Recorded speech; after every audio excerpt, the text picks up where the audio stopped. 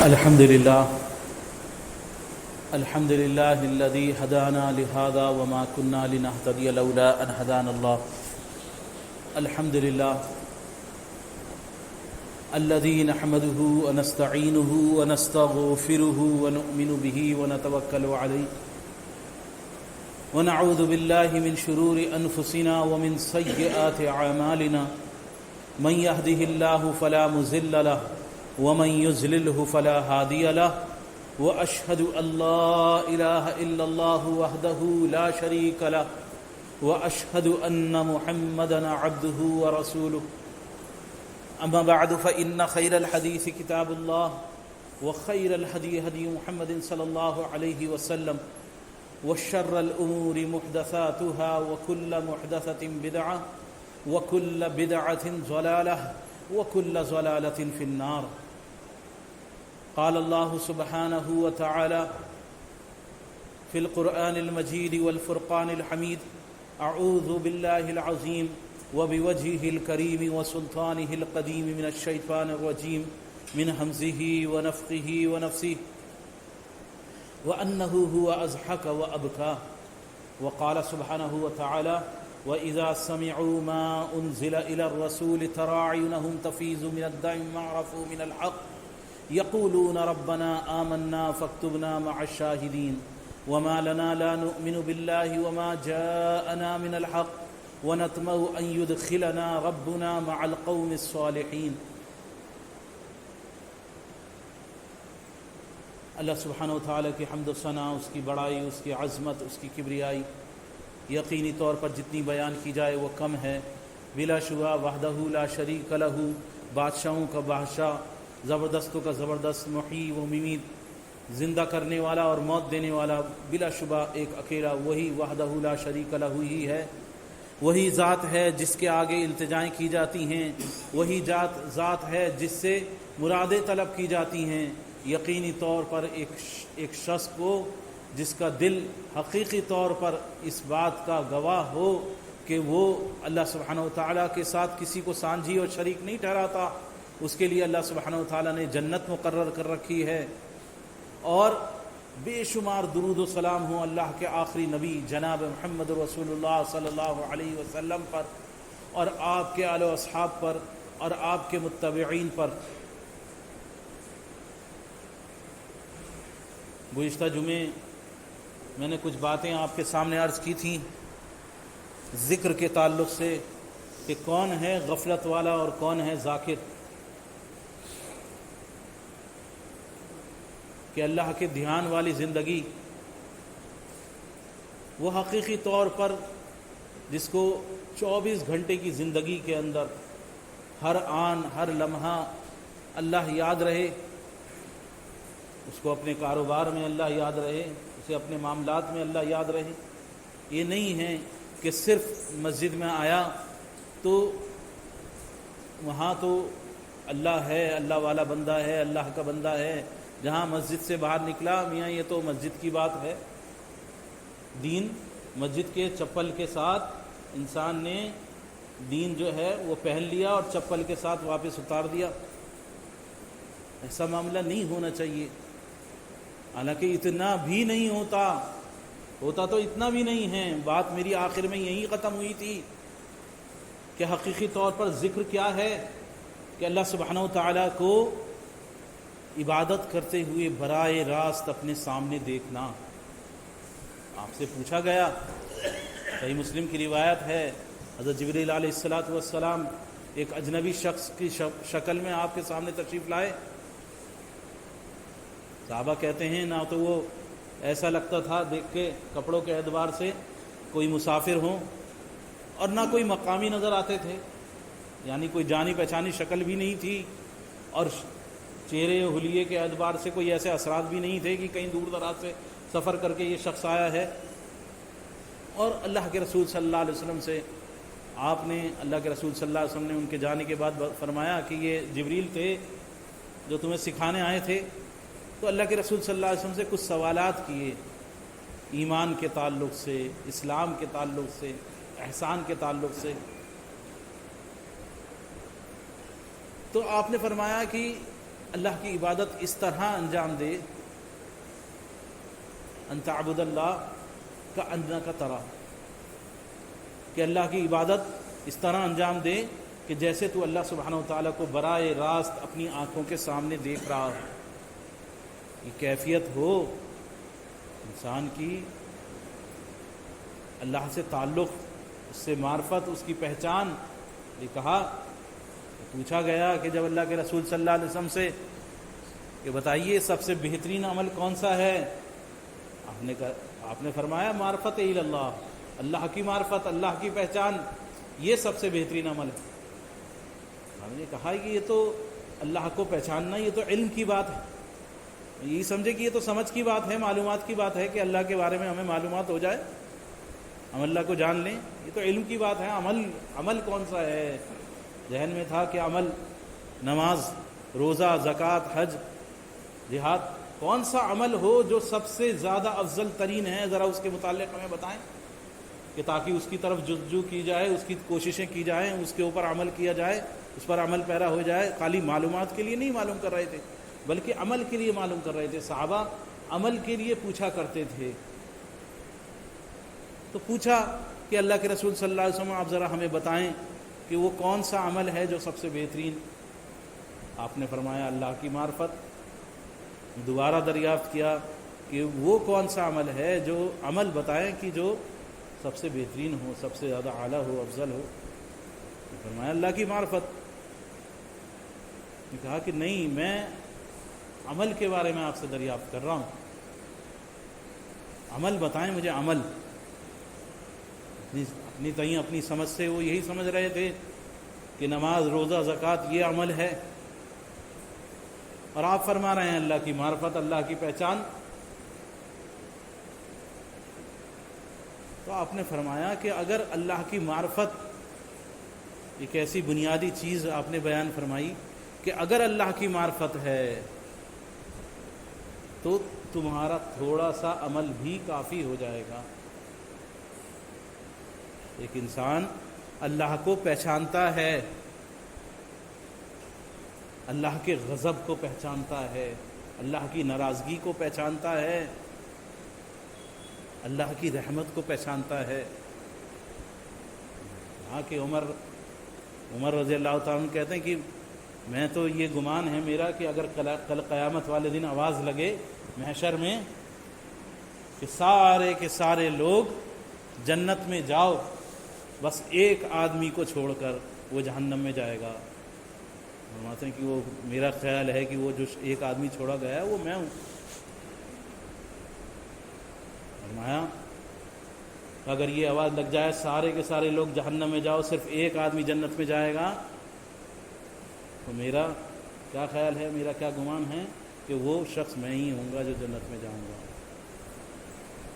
فرمایا کہ اگر حقیقی طور پر اللہ کی معرفت حاصل کر لی جائے، اللہ کو پہچان لے بندہ، تو کوئی مومن، کوئی نیک و خار، کوئی نیک عمل کرنے والا، وہ یہ خیال کرے کہ میں جہنم سے نہیں بچ سکتا۔ حقیقی طور پر اللہ کی پکڑ کیسی ہے، اللہ کا عذاب کیسا ہے، اللہ کیسے پکڑنے والا ہے، اس کی پوچھ گچھ کیسی ہے، کیسے کل قیامت والے دن لوگوں سے ان کے ہر عمل کے بارے میں سوال کیا جائے گا۔ اگر حقیقی طور پر انسان کو اس کا علم ہو جائے، انسان کے آنکھوں کے سامنے یہ منظر آ جائے کہ کل کوئی بچانے والا نہیں ہوگا، میرے اعمال ہوں گے اور میں ہوں گا، اور اللہ سبحانہ و تعالیٰ اپنے سب سے زیادہ غضبناک حالت میں، سب سے زیادہ غصے میں کہ اس جیسا غصہ کبھی نہیں ہوا، ویسے غصے میں اللہ سبحانہ و تعالیٰ مجھ سے سوال کرے گا، تو کل قیامت والے دن میرا کیا حال ہوگا؟ کل مجھے اللہ کے سامنے اس حالت میں کھڑا ہونا ہے، تو کوئی امید نہیں کر سکتا کہ میں جنت میں جاؤں گا۔ لیکن اللہ کی رحمت کو جو پہچانتا ہے کہ اللہ سبحانہ و تعالیٰ کتنا رحیم ہے، کتنا کریم ہے، کتنا کرم کرنے والا ہے، کتنا بندوں پر انعام و اکرام کرنے والا ہے، کتنا زیادہ بخشنے والا ہے، تو کوئی گناہگار اس کی رحمت سے مایوس نہیں ہو سکتا۔ حقیقی طور پر اگر وہ اللہ کو پہچانے، اللہ کو جانے، فرمایا نبی عبادی انی انا الغفور الرحیم، میرے بندوں کو بتلا دیجئے انی انا الغفور الرحیم، میں بخشنے والا رحم کرنے والا ہوں، میرے بندوں کو بتلا دیجئے۔ وَأَنَّ عَذَابِي هُوَ الْعَذَابُ الْأَلِيمُ، اور میرا عذاب، میری پکڑ، میری سزا وہ بھی سب سے زیادہ دردناک ہے۔ تو اللہ کی رحمت کا علم، اللہ کے عذاب کا، اس کی پکڑ کا علم، انسان حقیقی طور پر اگر اللہ کو جانے کہ اللہ سبحانہ وتعالیٰ کیا ہے، کہ اگر وہ رحم کرنے پر آ جائے تو کوئی نہیں ہے جو اس کو روکے، اور اگر وہ پکڑنے پر آ جائے تو کوئی نہیں ہے جو اس سے بچا سکے۔ حدیث میں آتا ہے ایک شخص نے قسم کھائی، ایک بدعمال کو دیکھ کر قسم کھائی، خدا کی قسم تیری بدعمالیاں، تو اتنا زیادہ گناہ گار ہے، خدا کی قسم تو جنت میں نہیں جائے گا، اللہ کی قسم تو جنت میں نہیں جائے گا۔ اللہ تبارک تعالیٰ فرمایا کہ اللہ سبحانہ تعالیٰ نے فرمایا کون ہے جو میرے نام کی قسم کھاتا ہے، میری طرف سے فیصلہ کرنے والا کون ہے کہ یہ جنت میں نہیں جائے گا، یہ جہنم میں جائے گا، یہ جنت میں جائے گا، اپنے آپ فیصلہ کرنے والا کون ہے؟ اللہ سبحانہ تعالیٰ نے جس کے بارے میں قسم کھائی گئی تھی اس کو جنت میں داخل کیا، جس نے قسم کھائی تھی اس کو جہنم میں داخل کیا۔ نہیں پہچانتے ہم اللہ کو، نہیں پہچانتے اللہ کو، غور و فکر نہیں کرتے۔ دل کی وہ آنکھوں کی ضرورت ہے جو حقیقی طور پر انسان کو حقائق کی طرف لے کے جائے۔ صرف سن لینا کافی نہیں ہے، بلکہ اس کے اوپر غور و فکر کرنا ہے، اس کو سمجھنا ہے۔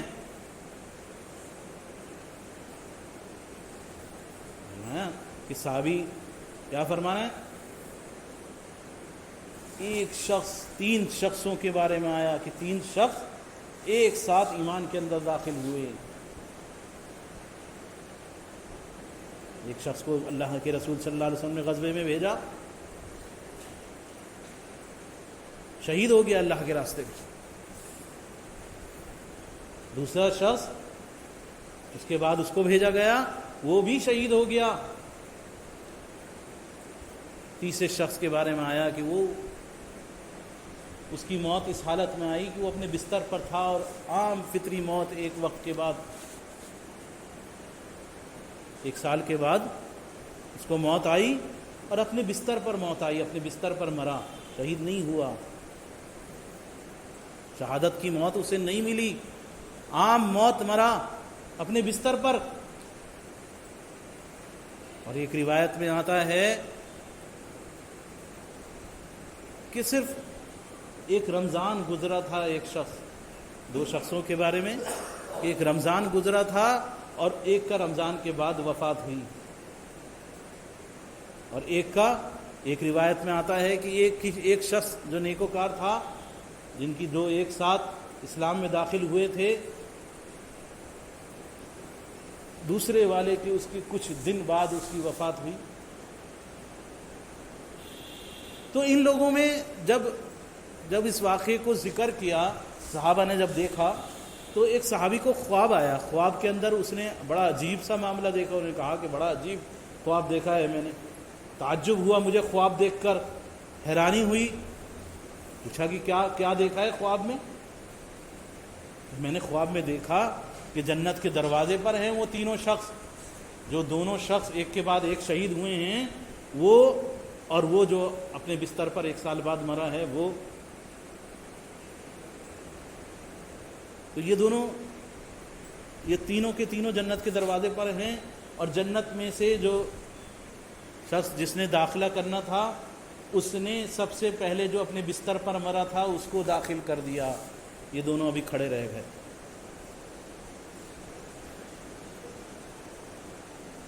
پھر اس کے بعد جو بعد میں مرا تھا اس کو لے کے گئے کچھ وقت کے بعد، اور پھر آخر میں تیسرے کو لے کے گئے۔ تو ان کو بڑا تعجب ہوا کہ یہ بڑے حیرانی کی بات ہے کہ اللہ کے راستے میں شہید ہوا ہے ایک شخص، وہ جنت میں پہلے نہیں جا رہا، بلکہ ایک آدمی جو اپنے بستر پر مر رہا ہے 1 سال بعد، وہ اس کو پہلے جنت میں لے کے جا رہے ہیں. کتنی تعجب کی بات ہے، کتنی حیرانی کی بات. جب اللہ کے رسول صلی اللہ علیہ وسلم کے سامنے یہ واقعہ ذکر کیا گیا، اور وہ واقعات جو میں نے ابھی کہا ذکر کیا آپ کے سامنے کہ کچھ دنوں بعد وفات ہوئی، رمضان کے بعد وفات ہوئی، اس طرح کے واقعات جب آپ کے سامنے ذکر کیے گئے تو اس میں کہا کہ کون سی حیرانی کی بات ہے. بلکہ صحابہ نے اپنے آپ امیدیں باندھی کہ میاں وہ تو جنتی ہیں اور ان کا مقام مرتبہ اونچا ہے، ان کا یہ ہے. ہاں کہ ان کی نمازوں کا کیا، انہوں نے جو سجدے زائد کرے ان کا کیا. ایک سبحان اللہ کہنے کی قدر و قیمت جنت میں جا کے معلوم ہوگی کہ سیم لیول کے جنتی، جنت کے 100 درجے ہیں، ایک درجہ، ایک جنت کا درجہ دوسرے درجے سے اتنا اونچا ہے جیسے ستاروں کی مانند، کہ نیچے والے درجے والا جنت کے اونچے والے درجوں والوں کو ایسے دیکھے گا جیسے ستارے نظر آتے ہیں زمین سے. لیکن سیم لیول کے جنتی، ان میں ان کو ان کے متعلق احادیث میں آتا ہے کہ وہ ایک شخص ایک اس کی ڈکار یا منہ سے نکلنے والی جو ہوا ہے اس کو سونگے گا تو وہ کہے گا یہ مجھ سے بہتر ہے، لیکن کیونکہ جنت میں غم نہیں ہوگا تو اگلے ہی لمحے اس سے بلا دیا جائے گا، کہا کہ نہیں میں ہی اچھا ہوں، میں ہی بہتر ہوں. معلوم کیا جائے گا کہ یہ کیا کس لیے، اس کا مقام مرتبہ کیا ہے کہ ان میں اور اس میں صرف ایک سبحان اللہ کہنے کا فرق. اس نے ایک سبحان اللہ زیادہ کہا ہوگا، اس کا مقام مرتبہ جنت میں اونچا ہو جائے گا. تو ہم نہیں پہچانتے اللہ سبحانہ و تعالیٰ کو.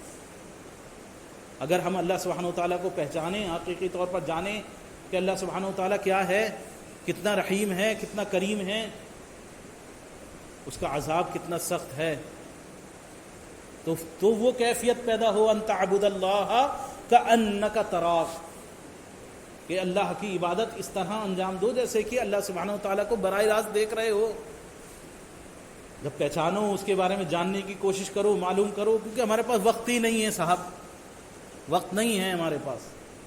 ساری چیزوں کے لیے وقت ہے، نہیں وقت ہے تو اپنی آخرت کے لیے ہمارے پاس وقت نہیں ہے. ہم اہل علم کو، علماء کو لے کے نہیں بیٹھتے، ان کے ساتھ نہیں بیٹھتے، سیکھنے بیٹھیں، خود کچھ مطالعہ کریں، کچھ پڑھیں.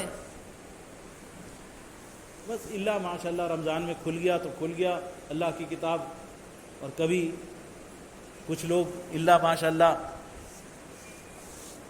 کچھ کانوں میں پڑ گیا تو ٹھیک ہے، ورنہ کوئی اہتمام ہمارے یہاں نہیں ہے.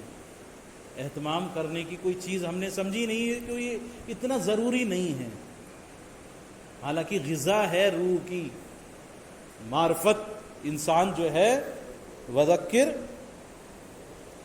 فإن الذکریٰ تنفع المؤمنین، ان کو یاد دلاتے رہیے کہ یاد دلانا مومنین کے لیے نفع بخش ہے. انسان بار بار وہی باتیں، وہی جنت اور دوزخ، وہی قبر، وہی حشر، ان کی مذاکرے بار بار آنکھوں کے سامنے ہوں تو انسان کے سامنے وہ حالات زندہ ہوں. ورنہ صبح سے شام تک دنیا کے اندر تو بس ایک ہی چیز کا رونا ہے، مال مال مال. دنیا کی عزتیں، دنیا کے مال، دنیا کی شہرت، وہی صبح سے شام تک انسان کی کوششیں ہیں. 24 گھنٹے اسی کے لیے مارا ماری ہے. گزشتہ جمعے میں نے یہ باتیں بہت ساری عرض کی تھیں آپ کے سامنے، کہ صبح سے شام تک یہی چیزیں آنکھوں کے سامنے، فکر ہے، نصب العین ہے، تو اسی کے لیے ذہن میں انسان رات کو وہی رکھ کے سوتا ہے، وہی رکھ کے اٹھتا ہے. حالانکہ حقیقی طور پر انسان کے عمل میں کیا ہونا چاہیے؟ آخرت کی فکر. انسان کو اپنی آخرت کو سامنے رکھنا چاہیے. ایک روایت میں آتا ہے، ایک حدیث ہے، آتا ہے کہ انسان کا سونا، اس کا جاگنا، جب انسان سونے کا ارادہ کرتا ہے، رات کو سونے کا ارادہ کرتا ہے، تو ایک فرشتہ اور ایک شیطان اس کے ساتھ فوراً اپنے آپ آ جاتے ہیں. فرشتہ کہتا ہے اپنے دن کا اختتام، جو دن بھر کی بھاگ دوڑ ہے، دوڑ بھاگ جو تم نے کری ہے، اس کا خاتمہ نیکی کے ساتھ کرو. رات کو نیکی کے ساتھ اپنا دن ختم کرو، اختتام اس کا نیکی کے ساتھ کرو، بھلائی کے ساتھ ختم کرو. اور شیطان کہتا ہے کہ نہیں، برائی کے ساتھ اس کا خاتمہ کرو۔ بس انسان کیا کرتا ہے رات کو سونے سے پہلے؟ ہاتھوں میں عمومی طور پر یہ سب ہم سب کا معاملہ ہے، رات کو سونے لیٹے تو دن بھر کی بھاگ دوڑ میں جو نہیں ملا وقت، چلو جی موبائل نکالا اور اپنا موبائل دیکھتے دیکھتے۔ کچھ کا حال یہ ہے ٹی وی میں، ورنہ ٹی وی دیکھتے دیکھتے کب ٹی وی ہاتھ میں ریموٹ لیے کب آنکھ لگ گئی پتہ نہیں۔ کچھ موبائل دیکھتے دیکھتے، کچھ کا ٹی وی دیکھتے دیکھتے، کچھ کا کچھ اور گناہ کرتے کرتے، کچھ اور برائی کو کرتے کرتے، کوئی فرشتہ چلا جاتا ہے اور وہ شیطان اس کے ساتھ رات گزارتا ہے۔ اور جب یہ رات کو اللہ کا ذکر کر کے، اللہ کا نام لے کے رات کو سوتا ہے، دعائیں پڑھ کے اللہ کا ذکر کر کے سوتا ہے، تو شیطان اس سے جدا ہو جاتا ہے اور فرشتہ اس کے ساتھ رات گزارتا ہے، رحمتیں برکتیں اس کے ساتھ شامل حال ہو جاتی ہیں۔ پھر جب اس کی صبح آنکھ کھلتی ہے یا رات کو آنکھ کھلتی ہے تو سب سے پہلے صبح کیا فوراً ایک فرشتہ اور ایک شیطان اس کے سامنے حاضر ہو جاتا ہے کہ اپنے دن کی شروعات کس سے کرو؟ برائی کے ساتھ کرو۔ شیطان کی دعوت ہوتی ہے، فرشتے کی دعوت ہوتی ہے بھلائی کے ساتھ کرو۔ اب یا تو انسان برائی کے ساتھ شروعات کرتا ہے، آنکھ کھلتے ہی سب سے پہلے کیا چیز دیکھتا ہے ہمیں پتہ ہے، کس طرف دھیان جاتا ہے، کون سی چیزیں آج ہماری مشغولیات میں شامل ہیں، یا پھر وہ اللہ کا ذکر کرتا ہے۔ اس حدیث میں دعا ہے اللہ کے رسول صلی اللہ علیہ وسلم کی، آپ نے دعا سکھائی الحمدللہ الذی، کہ صبح اٹھ کے اس کے جب زبان پر یہ ہوتا ہے تو فرشتہ پھر اس کے کاموں کا معاون ہوتا ہے۔ الحمدللہ الذی رد الی نفسی بعد موتها، اے اللہ تیری حمد ہے، تیری بھلائی، تیری تعریفیں ہیں۔ الحمدللہ الذی رد الی نفسی بعد موتها، کہ تو نے مجھے میری نفس کی طرف موت کے بعد واپس لوٹا دیا، موت آئی تھی اس کے بعد مجھے واپس لوٹا دیا۔ رد الی نفسی بعد موتها الحمدللہ الذی یحیی الموتى وهو علی کل شیء قدیر، اے اللہ تیری اس پر حمد ہے، تیری اس پر تعریف ہے کہ تو نے موت کے بعد زندگی عطا کر دی اور تو ہر شے پر، ہر چیز پر قادر ہے۔ اے اللہ تیری اس پر حمد ہے کہ تو نے آسمان کو زمین پر گرنے نہیں دیا، آسمان کو تھامے رکھا اپنے اذن سے، اپنے حکم سے۔ تو یہ اللہ کی حمد کے ساتھ جو ہے شروعات کرتا ہے، الحمدللہ الذی احیانی بعد ما اماتنی والیہ النشور، اللہ کی حمد بیان کرتا ہے۔ تو اس کی دن میں برکت ہوتی ہے، وہی ہے کہ صبح اللہ کے ذکر کے ساتھ، اللہ کے دھیان و توجہ کے ساتھ، اور رات اللہ کے دھیان و توجہ کے ساتھ، تو زندگی ببرکت، زندگی دھیان والی۔ اور جب زندگی دھیان والی گزرتی ہے، جب زندگی کے اندر اللہ کا ذکر آتا ہے تو زندگی بابرکت بنتی ہے، پھر اس کے اثرات انسان کے دل پر اترتے ہیں، انسان کے دل پر اترتے ہیں، دل نرم ہو جاتا ہے، اس کی کساوٹ، اس کی سختی دور ہو جاتی ہے۔ جب انسان غور و فکر والی زندگی گزارتا ہے، صبح اٹھتا ہے تو اللہ کو یاد کر رہا ہے، اپنی زبان سے ہی اللہ کا نام لے رہا ہے، کوئی دعا یاد نہیں ہے، اللہ کا نام لے کے اٹھ رہا ہے، بسم اللہ پڑھ کے اٹھ رہا ہے،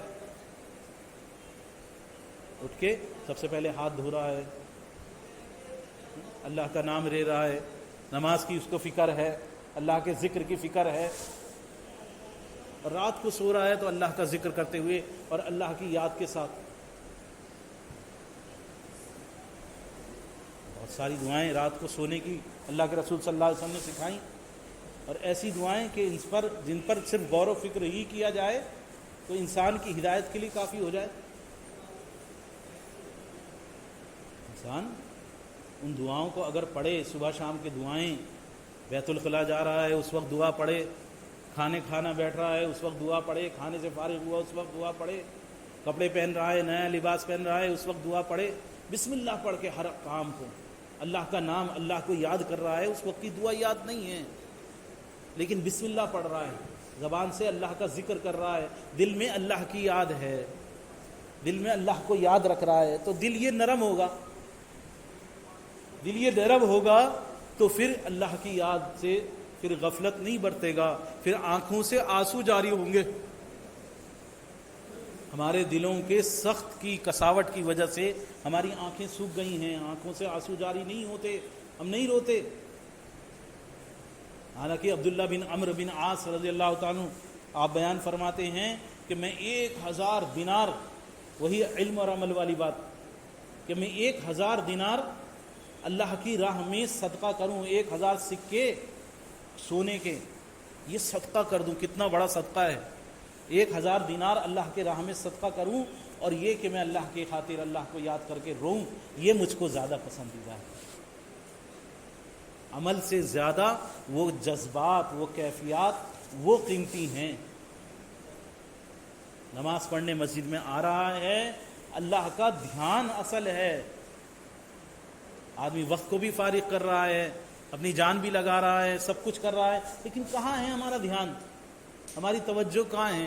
اللہ ماشاء اللہ وہ کبھی کیفیت پیدا ہو جائے تو ہو جائے، ورنہ بالکل دل غفلتوں کے اندر پڑا ہوا ہے، بالکل ایک پردہ اس کے اوپر ہے۔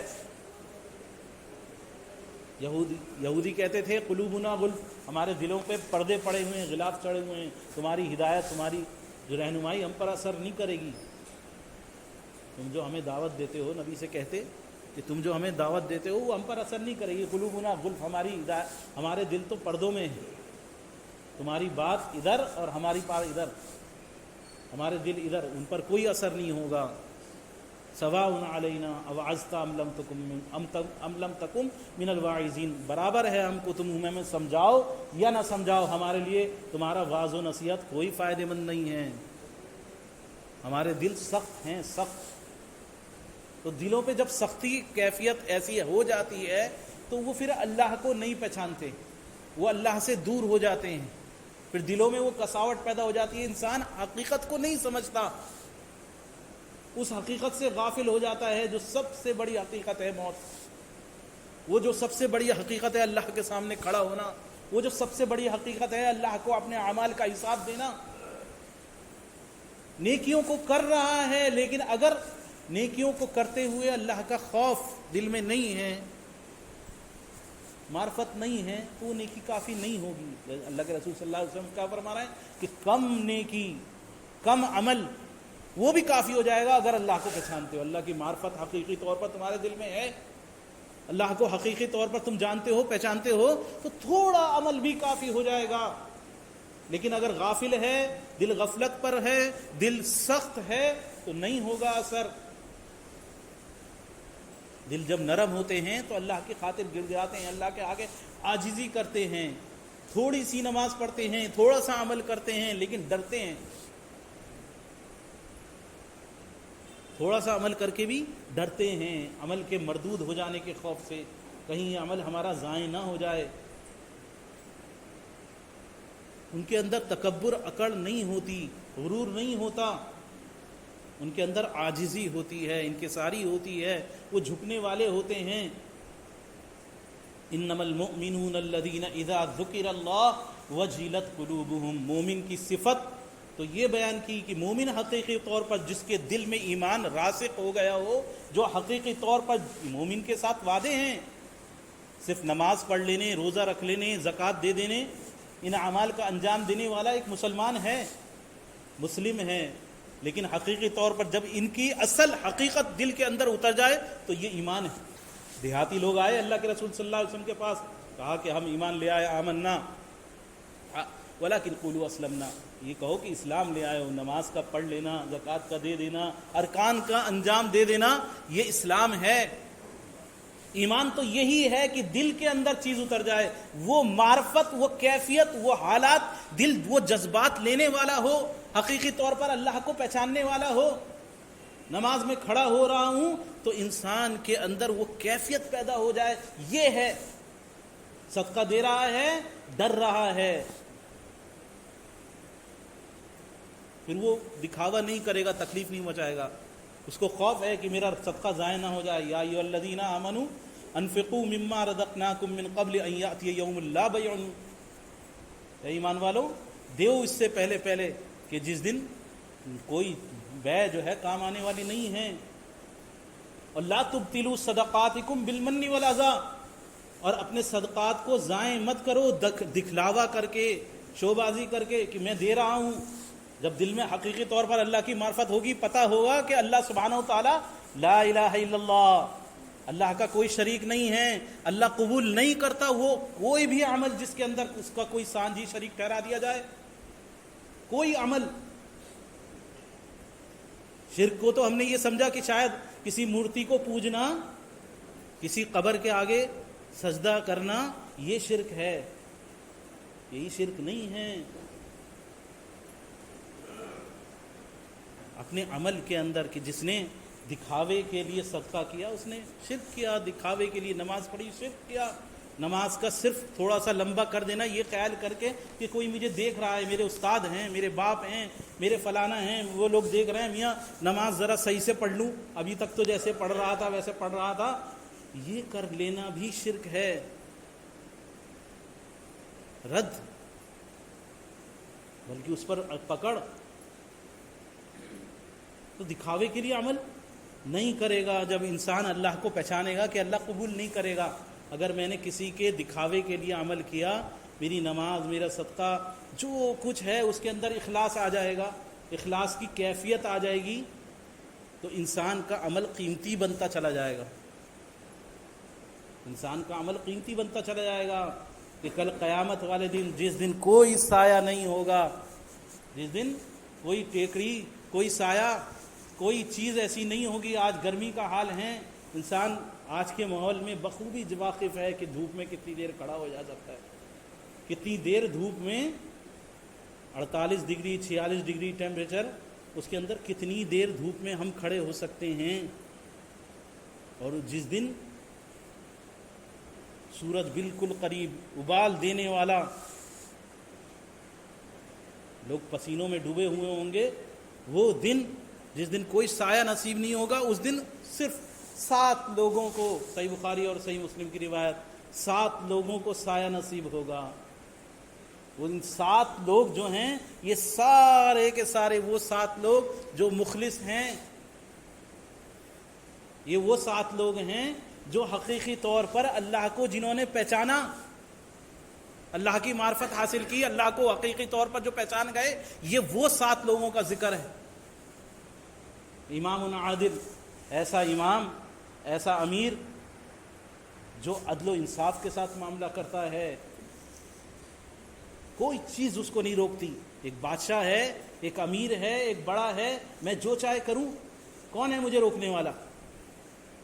حکومت ہے انسان کی، بادشاہت ہے، کہیں کا وزیر ہے، کون ہے مجھے روکے گا؟ کسی کی مجھ پر نہیں چلتی، میں جو چاہے کروں، جو چاہے فیصلہ کروں، اس کے باوجود عدل کے ساتھ فیصلہ کرنے والا بڑا ہے، وہ چھوٹوں کے ساتھ کیا کر رہا ہے؟ عدل کے ساتھ فیصلہ۔ کس وجہ سے؟ اللہ کے خوف کی وجہ سے، جانتا ہے کہ ایک دن اللہ کے سامنے کھڑا ہونا ہے، آج اس کو سایہ نصیب ہوگا۔ آج وہ پہلا وہ شخص ہے جو امام عادل، عدل کرنے والا امام، عدل کرنے والا بڑا، جو انصاف کے ساتھ فیصلے کرے گا۔ دوسرا وہ شخص جس نے اپنی جوانی اللہ کی عبادت میں گزار دی۔ جوانی کا وقت بڑا عروج والا وقت ہوتا ہے، انسان کا دماغ کنٹرول میں نہیں ہوتا، کھیل تماشے ہر چیز اس کو کھینچ رہی ہوتی ہے، جوش و جذبہ، انسان کا خون دورہ اس کا تیز ہوتا ہے، لیکن یہ وہ وقت ہے جسے اس کو چاروں طرف چیزیں نظر آ رہی ہیں، اس کے باوجود اپنے آپ کو کھینچ کے اللہ کی طرف لے آئے، اپنے آپ کو اللہ کی عبادت میں، اللہ کی بندگی میں۔ یہ جوانی کا وقت یہ خرچ کر دے تو یہ ہے جو اللہ کے اس دن قیامت والے دن سائے میں ہوگا، جس دن کسی کو سایہ نصیب نہیں ہوگا۔ یہ ہے وہ اسپیشل ریوارڈ اس کو ملے گا اس دن، اسپیشل طور پر، کہ اس نے اپنی جوانی اللہ کی عبادت کرتے ہوئے، اللہ کی بندگی کرتے ہوئے گزاری۔ تیسرا کون سا وہ شخص کہ وہ جس کا دل مسجد میں اٹکا رہے، اپنے آپ کو مسجد کا عادی بنایا، مسجد خیر کی جگہ ہے، بھلائی کی جگہ ہے، کہ ایک نماز کے لیے آیا، دوسری نماز کے لیے دل اٹکا ہوا ہے کہ اب کب اس کا وقت ہوگا، میں واپس مسجد میں جاؤں، مسجد میں جا کے اللہ کی عبادت کروں، بندگی کروں۔ اس کا دل مسجد میں اٹکا ہوا ہے، ایک نماز پڑھ کے آیا ہے، دوبارہ مسجد میں جانے کے لیے تڑپ رہا ہے، فالتو وقت ہے، خالی وقت ہے، فوراً مسجد کے اندر۔ ذکر و اذکار کے اندر، عبادت کے اندر اپنا وقت لگا رہا ہے. کس لیے؟ کیونکہ وہ اللہ کو پہچانتا ہے، اللہ کے گھر کی طرف آ رہا ہے کہ اس نے اپنی آخرت کی تیاری کرنی ہے، کل قیامت والے دن کی تیاری کرنی ہے، تو اس کا دل مسجد میں اٹکا ہوا ہے. خالصاً یہ شخص جو ہے یہ کل قیامت والے دن سائے کے اندر ہوگا. یہ تیسرا ہوا آدمی ہے. چوتھا وہ شخص ہے جو وہ دو شخص جو اللہ ہی کی خاطر آپس میں ملتے ہوں اور اللہ ہی کی خاطر جدا ہو جاتے ہیں، اللہ کی رضا کی خاطر. کوئی آپس میں کاروباری کوئی تعلقات نہیں ہیں، کاروباری معاملہ نہیں ہے، کوئی رشتہ داریوں کے لیے نہیں مل رہے. بے شک رشتہ داریوں کا ملنا اجر کا باعث ہے. انسان اگر حلال رشتوں میں ملاقاتیں کرے، رشتہ داریاں جوڑے، ان سے ملاقاتیں کرے، یہ تو اجر کا باعث ہے. لیکن یہاں خصوصی طور پر کس خاطر؟ کہ اس کے ذہن میں ہے اللہ کی خاطر. آپس میں ملاقات کس خاطر؟ اللہ کی خاطر. اس سے مل کے انسان بھلی بات کہہ رہا ہے، دین کی خاطر اللہ سے ملاقات، اللہ کے بندوں سے ملاقات. مسجد میں ملاقات ہو گئی، مسجد کے کسی ساتھی سے دعا سلام ہو گئی. اب یہ کس خاطر؟ یہ ہماری جماعت کے ہیں، اس لیے کہ میاں یہ ہمارے اسٹیٹس کے ہیں، ہم نے ان میں رشتہ کرنا ہے، لڑکی دینی ہے، لڑکا لینا ہے. یہ کیا چیز ہے؟ نہیں، کچھ نہیں، صرف اللہ کی خاطر، اللہ کی رضا کی خاطر. اللہ کے نیک بندے ہیں، اللہ کے نیک بندوں سے محبت ہے، انسان ان سے ملاقات کر رہا ہے اور بس اسی لیے جدا ہو رہا ہے. اللہ ہی کی خاطر ملا اور اللہ ہی کی خاطر جدا ہو گیا. اللہ کے دین کی دعوت دینے کے لیے کسی سے ملاقات کی اور دین کی دعوت دی اس کو اور اسی خاطر جدا ہو گیا. اپنے کوئی اس میں جو ہیں اپنے مفاد اس کے اندر سیٹ نہیں کرے، اس نے اپنے اور دوسرے 10 کام نہیں نکالے کہ میری ان سے ملت ہو گئی، میری ان سے دعا سلام ہو گئی، یا فلانے نہیں. اسے آخرت کی فکر کے اعتبار سے اس نے ان سے ملاقات کی تھی، اللہ کی خاطر ملاقات کی تھی اور اس سے جدا ہو گیا. یہ وہ ہے جو کل قیامت والے دن اس کو سایہ نصیب ہوگا، جس دن کوئی سایہ نہیں ہوگا. پھر پانچواں وہ شخص جو اللہ کو یاد کرتے ہوئے اللہ کی معرفت حاصل کی، اللہ کو پہچانا، اس کے غضب کو پہچانا، اس کی رحمت کو پہچانا، اس کے سامنے کھڑے ہونے کو جانا، قبر میں جانے کو جانا، آخرت اس کے سامنے ہے، وہ اللہ کو یاد کرتے ہوئے رو پڑے، اس کی آنکھوں سے آنسو جاری ہو جائیں. تو یہ وہ شخص ہے جس کو کل قیامت والے دن کوئی سایہ نصیب نہ ہو، اس کو سایہ نصیب ہوگا. کس لیے؟ اس نے معرفت حاصل کی تھی اللہ کی، اللہ کو پہچانا تھا، اللہ کو یاد کرتے ہوئے اس کی محبت میں، اللہ سے ملاقات کے شوق میں، اللہ کے سامنے اپنے اعمال کے پیش کیے جانے کے خوف میں، اللہ کی رحمت کی امید میں، اس کی محبت میں اس کی آنکھوں سے آنسو جاری ہو گئے. تو یہ وہ ہے جو کل قیامت والے دن عرش کے سائے میں ہوگا، جس دن کوئی سایہ نہیں ہوگا. چھٹا وہ شخص جس کو کوئی پاک باز عورت نہیں بلکہ خاندانی عورت بلائے اور اس کے پاس سارے اسباب موجود ہوں. آج ہم کہاں ہیں؟ آج ہم دیکھیں نوجوانوں کے بیچ میں کتنے اسباب موجود ہیں زنا کے، برائیوں کے. وہ اسباب جو بڑوں نے نہیں دیکھے وہ آج چھوٹوں کے پاس موجود ہیں. موبائل ہے، لو جی منٹ سے پہلے یوں میسج گیا، یوں میسج آیا، لو فلانی جگہ ملنا، فلانی جگہ آنا، فلانی جگہ یہ فوٹو بھیجے جا رہے ہیں، ایک دوسرے کے برہنہ فوٹو ایک دوسرے کو شیئر کیے جا رہے ہیں، ویڈیو شیئر کیے جا رہے ہیں، لائیو چیٹ ہو رہا ہے، ویڈیو کالنگ ہو رہی ہے. ایک غیر محرم مرد اور ایک غیر محرم عورت آپس میں ملنے کے کتنے زیادہ، بلکہ ماحول اس طرح اس کو اتنا گلیمرلائز کر دیا ہے، اتنا اس میں گلیمر ڈال دیا ہے کہ بہت عزت کی چیز سمجھی جا رہی ہے. ایک برائی، ایک گناہ بہت عزت کی چیز. نوجوان لڑکے ارے ڈیٹنگ، بلکہ اسکولوں کے اندر، کالجوں کے اندر حال یہ ہے کہ لڑکے لڑکیاں آپس میں مذاکرے کر رہے ہیں. لڑکیوں کی لڑکیاں فرینڈ ہیں تو وہ کہہ رہی ہیں تمہارا کوئی بوائے فرینڈ نہیں ہے، تمہارا کوئی کرش نہیں ہے، لڑکے آپس میں پوچھ رہے ہیں تمہاری کون سی گرل فرینڈ ہے، اس کو بے عزتی لگ رہی ہے کہ سب کی ہیں میری کوئی نہیں ہے۔ تو ایک آدمی کا پاک باز ہونا بہت مشکل، ماحول اس طرح کا چاروں طرف، ہر طرف ٹی وی سیریلز ہوں، ٹی وی ہو، فلمیں ہوں، ماحول ہو، چاروں طرف اس طرح کی کوئی چیز ہی نہیں ہے۔ حکومت کی طرف سے بھی اس طرح کے دن بدن قانون کہ نہیں جی وہ باقاعدہ ویلنٹائن ڈے منایا جا رہا ہے، روز ڈے اور کس ڈے اور فلانا ڈے اور فلانا ڈے، اور اس کو اتنا گلیمرائز کر دیا ہے، اس کے اوپر اتنا زیادہ تڑکا لگا دیا ہے کہ سمجھ رہے ہیں کہ بہت بڑھیا چیز۔ ایک وقت میں سگریٹ بیڑی کا بہت زیادہ وہ ہوتا تھا، لوگ میاں سگریٹ کی پینے کے لیے صرف خالی یہ شان کے لیے، ذرا اپنے اسٹیٹس کے لیے بہت اچھا سمجھ کے انسان کچھ اس کو نہیں پینا لیکن ذرا اچھا سمجھ کے جو ہے لوگ پبلک میں جا کے ذرا ایک کش ماریں گے، ایک وقت تھا۔ لیکن آج وہ برائیاں کہ جس کے ساتھ اس کی گرل فرینڈ ہے، بوائے فرینڈ ہے، گرل فرینڈ بوائے فرینڈ کا ماحول ہے پورا کا پورا، کہ اس کو برائی کے لیے اس کو بلائے اور وہ کہے انی اخاف اللہ، میں اللہ سے ڈرتا ہوں۔ برائی کے سارے اسباب موجود ہیں، سب کچھ کر سکتے ہیں، 1 منٹ میں 1 کلک پر برائی موجود ہے، زنا کے سارے اسباب موجود ہیں، ایک کلک کرنی ہے، کسی کو نہیں پتہ چلے گا۔ رات کو میں تنہا ہوں، میں موبائل کے اندر کس سے چیٹ کر رہا ہوں، کس سے کیا کر رہا ہوں، کس کو کہاں بلا رہا ہوں، کہاں جا رہا ہوں، یا جو کچھ موبائل کے اندر براہ راست ویڈیو کالنگ میں کر رہا ہوں، کوئی نہیں دیکھ رہا، لیکن کیا انی اخاف اللہ، میں اللہ سے ڈر رہا ہوں۔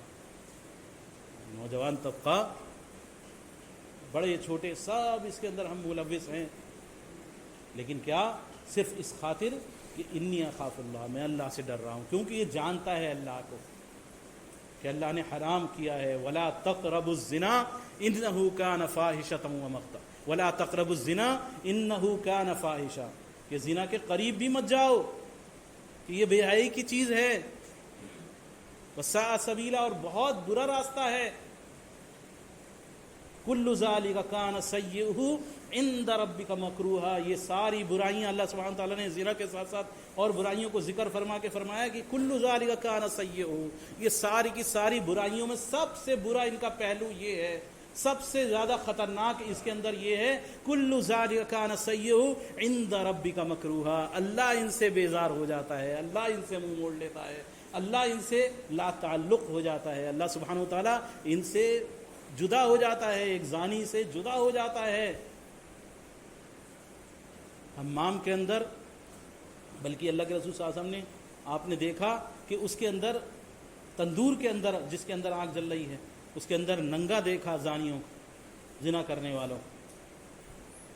تو زنا کے اسباب کھلے ہوئے ہیں، راستے کھلے ہوئے ہیں، ماحول جتنا زیادہ ہم قیامت کے قریب آ رہے ہیں، زنا آسان ہے، نکاح مشکل کر دیا گیا ہے، نکاح کے لیے میاں بہت کچھ پاپڑ بیلنے پڑیں گے، اتنا مشکل کر دیا ہے نکاح کو، اس کی سادگی ختم کر دی، وہ سنت کے قریب نہیں رہ گیا، بہت لمبا حساب کتاب چاہیے، اور زنا کے لیے بہت آسانی۔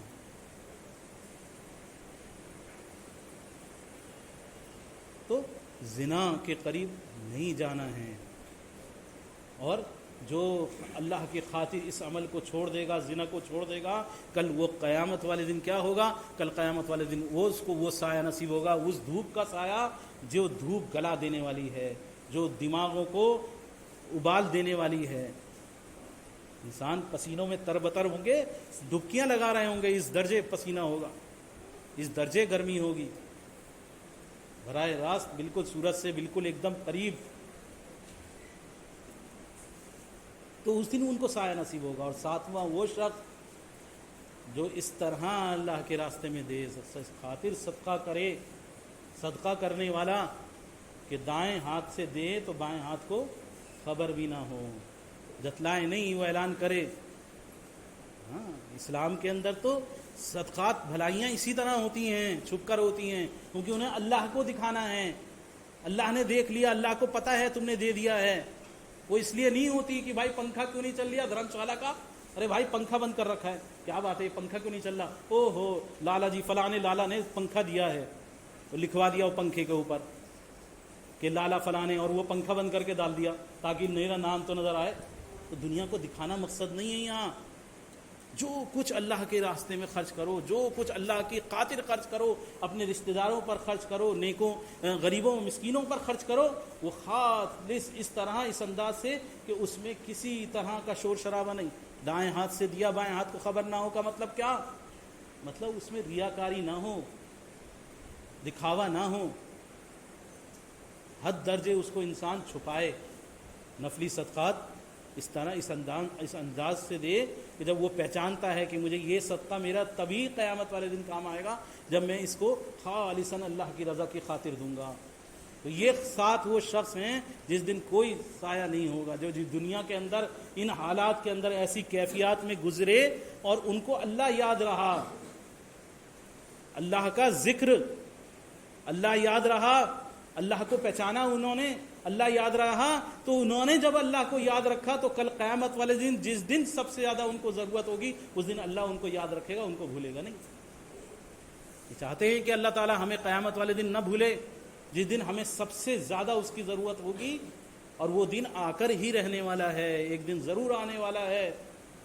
تو جب وہ دن آنے والا ہے تو اس دن کی تیاری کی ضرورت ہے. اس دن کچھ ایسا جمع کر لینا ہے، کچھ ایسا آگے بھیج دینا ہے جو اس دن کام آ جائے. تو اس دن یہ اخلاص، یہ اللہ کا پہچاننا، اللہ کو دنیا میں اپنی زندگی گزارتے ہوئے الگ الگ حالات کے اندر اللہ کو یاد رکھنا، یہی کام آنے والا ہے.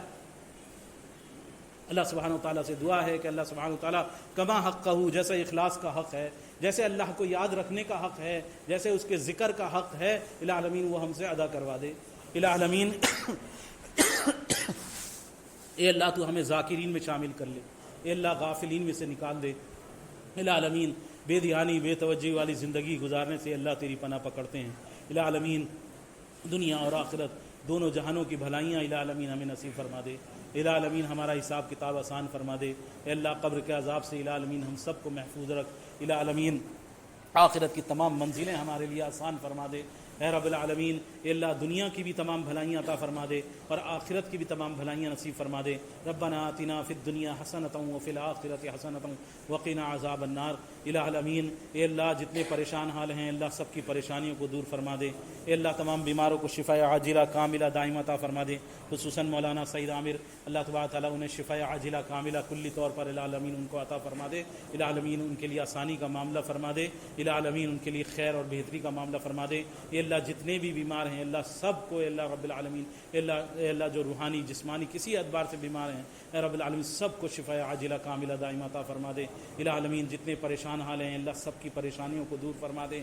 اے رب العالمین خیر اور ہدایت کے ساتھ، اے اللہ بھلائی کے ساتھ الہ العالمین اے اللہ جتنی آرزویں دل کے اندر تمنائیں ہیں جو دعاؤں کے لیے کہنا چاہتے تھے کہہ نہیں سکے، یا ان کا ہم پر کسی طرح کا کوئی حق ہے، اللہ ان کی اور ہماری تمام جائز حاجات کو الہ العالمین اے اللہ خیر کے ساتھ پورا فرما دے. اللہ بھلائی کے ساتھ پورا فرما دے. اللہ خیر اور بھلائی کی تمام دعاؤں کو اللہ تو قبول فرما لے. الہ العالمین اللہ جو بے نکاح بیٹھے ہوئے ہیں الہ العالمین، یا مقروض ہیں الہ العالمین، یا کسی طرح کی مصیبت میں گرفتار ہیں یا بے اولاد ہیں الہ العالمین سب کے مسئلوں کو اللہ تو بخوبی جانتا ہے.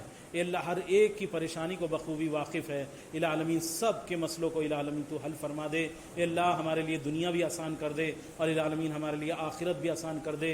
الہ العالمین اے اللہ تجارتوں میں اے اللہ اے رب العالمین روزیوں کے اندر الہ العالمین خیر و برکت عطا فرما دے. اے اللہ خیر و برکت عطا فرما دے.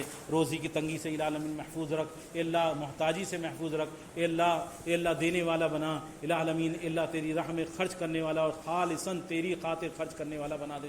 الہ العالمین اے اللہ محتاجوں سے دنیا اور آخرت دونوں جہانوں کی ہر طرح کی اللہ تیرے غیر کی محتاجی سے الہ العالمین محفوظ فرما دے. اللہم اکفنا بحلالک عن حرامک واغنینا بفضلک عمن سواک. اے رب العالمین اے اللہ تو وہ تمام دعائیں جو تو جانتا ہے الہ رب العالمین، جو تمام خیر کی بھلائیوں کی دعائیں ہیں الہ العالمین، جو تمام خیر ہے الہ العالمین جن سے تو واقف ہے، بے شک تجھ سے کچھ بھی چھپا ہوا نہیں ہے الہ العالمین. وہ تمام خیر و بھلائیاں جن کو نبی کریم صلی اللہ علیہ وسلم نے جن کے لیے دعائیں کی ہیں الہ العالمین، تیرے نیک بندوں نے ان کے لیے دعائیں مانگی ہیں الہ العالمین، جن کو تو جانتا ہے اللہ وہ تمام خیر و بھلائیاں میں عطا فرما دے. تمام برائیاں، شرور، بیماریاں، مصیبتیں، آفتیں، بلائیں العالمین جن سے نبی کریم صلی اللہ علیہ وسلم نے پناہ مانگی ہے، تیرے نیک بندوں نے پناہ مانگی ہے، اے اللہ جو جلدی آنے والی ہیں یا دیر میں آنے والی ہیں، چھپی ہوئی ہیں یا کھلی ہوئی ہیں العالمین جن سے تو واقف ہے، یقیناً تو ہر ایک سے واقف ہے العالمین، وہ تمام برائیوں سے العالمین ہمیں محفوظ فرما دے اے رب العالمین۔ اے اللہ تو ہمارے تمام گناہوں کو جو دن کے اجالے میں اے رب العالمین رات کے اندھیرے میں جان کر انجانے میں العالمین جو کچھ ہم نے کیا ہے تو سب سے واقف ہے العالمین، ان تمام گناہوں کو العالمین تو معاف فرما دے العالمین، تمام گناہوں کو معاف فرما دے اے رب العالمین، ہم سب کا خاتمہ العالمین ایمان پر فرما، برے خاتمے سے العالمین ہم سب کی حفاظت فرما، آمین یا رب العالمین۔ استغفر اللہ لقولی ھذا ولسائر المؤمنین من کل ذنب واستغفروا انہ هو الغفور